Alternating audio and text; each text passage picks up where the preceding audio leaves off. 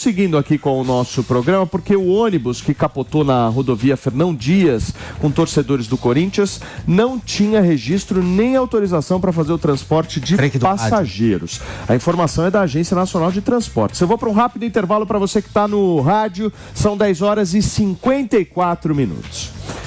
E olha, gente, só para vocês entenderem, após o veículo capotar, 7 pessoas morreram e mais de 30 ficaram feridas. A gente vai tratar desse assunto agora com o nosso queridíssimo Fernando Capês, que está participando do Morning Show desta segunda-feira.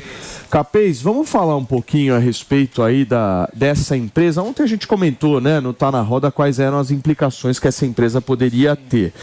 De ontem para hoje, algo mudou? Não. Primeiro, tudo indica, a empresa colocou um aparelho, um veículo, sem adequado estado de funcionamento. Os freios desse ônibus, pelo menos os primeiros relatos trazidos pelo Corpo de Bombeiros, pela Polícia Rodoviária Federal, são no sentido de que os freios não funcionavam adequadamente. Em primeiro lugar, isso significa, na linguagem jurídica, negligência.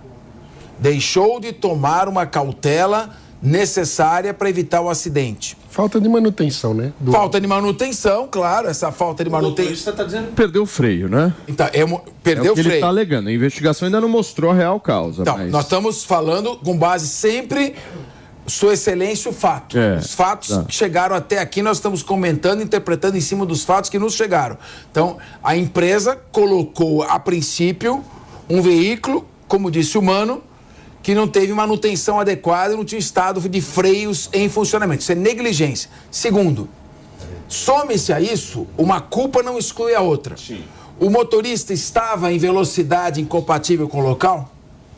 Porque nós estamos falando à noite, né, uma estrada que é perigosa, a concessão não foi bem feita, porque a estrada continua perigosa. É um trecho muito perigoso, esse da Fernão Dias. Então, havia excesso de velocidade. Terceiro, quem contratou a empresa?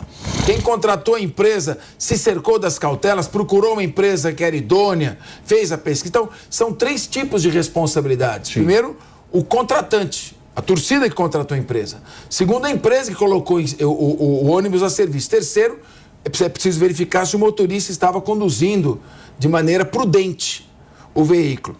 Quem tem relação com os torcedores tem relação com a torcida. Ele contratou, a torcida foi intermediária. Então ela é solidariamente responsável como entidade. Agora, Capês, assim, pelo que a gente já viu de imagens de torcidas organizadas em ônibus e tal, a galera não anda de ônibus sentadinho, bonitinho ali, né, com cinto de segurança e tal. Mas o pessoal, era 2 da manhã, né? Eu sei, mas o pessoal normalmente nesses ônibus e tal, eles sentam na janela, os caras ficam batendo no teto do ônibus, né? Você tem uma galera que, também não é santa, né, de estar ali naquele ônibus daquele jeito. Agora, a empresa, de alguma forma, ainda não se manifestou, né? Sim. A empresa tem a obrigação de falar agora qual é a causa do acidente e o que a levou nesse verdadeiro desastre que, infelizmente, já matou 7 pessoas. Sim, ela precisa... Nós aguardamos que ela se manifeste. Claro que ela deve estar aguardando a prova pericial para poder dizer de quem foi a responsabilidade. Sempre tem aquela alegação, foi um caso fortuito, foi um evento de força maior. Agora, essa questão que o Mano colocou, ela é pertinente. Nós estamos falando de 2h30 da manhã, eles saíram cedo para o jogo, devem estar muito cansados. Provavelmente tinha muitos torcedores dormindo naquela hora, em razão. Na ida é uma animação, né? Na volta já é o cansaço batendo.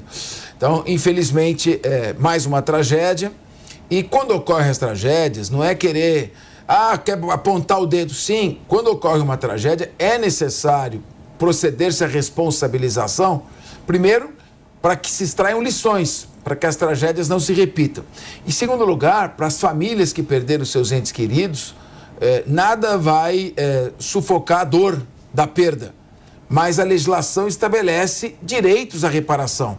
Uma coisa não tem nada a ver com a outra. mas elas têm direito a uma reparação moral e patrimonial. Deixa eu só receber quem nos acompanha pelo rádio. São 10 horas e 58 minutos na manhã desta segunda-feira. A gente está repercutindo aqui com o Dr. Fernando Capês sobre o ônibus com corintianos que infelizmente promoveu aí a morte de 7 pessoas num acidente na madrugada deste domingo ali no estado de Minas Gerais. Posso fazer uma pergunta? Por favor, maninho. Capês, caso haja alguma falha na pista, no trecho onde aconteceu o acidente, pode haver algum tipo de responsabilização da concessionária?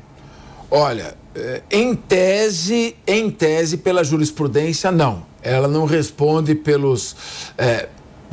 ela só responde não por omissão. Ou seja, aquilo que ela deveria ter feito e não fez. Ela responde por ação, ou seja, se ela colocou algum objeto na estrada impedindo a passagem, se ela, enfim, se ela praticou algum ato efetivo que colocasse em risco. Mas...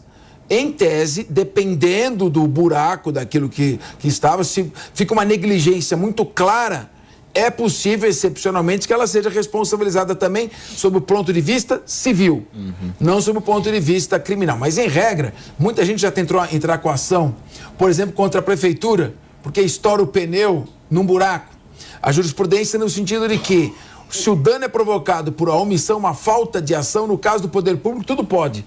Ele não responde. Só se fosse através de uma ação, o que eu acho errado. Muito bem. Jotinha, você tem pergunta para o Capês? Tenho. O Mano perguntou do poder público sobre a responsabilização. Eu quero saber se há alguma possibilidade do clube ser responsabilizado ou não. Não, nenhuma possibilidade. O clube, na verdade, ele não tem responsabilidade, porque não foi o clube quem alugou o ônibus, não é o clube quem... O clube foi apenas... participou da partida e os torcedores foram até lá. A maneira como os torcedores se dirigem até o estádio é responsabilidade de cada um. Mas então, muitas vezes é que muitas vezes os torcedores, eles são... O clube é responsabilizado por atitudes que torcedores cometem também em nome do clube ou em realização do clube, né? Mas desse caso... Não. Do ponto de vista esportivo, é claro, quando o time é o mandante, se a torcida tira algum objeto, invade o campo, ele sofre uma punição esportiva. Então fica aquele campo interditado, ele não pode jogar naquele gramado. Agora, do ponto de vista da legislação de reparação civil, criminal, o clube não tem nenhuma responsabilidade. Muito bem, gente, olha só.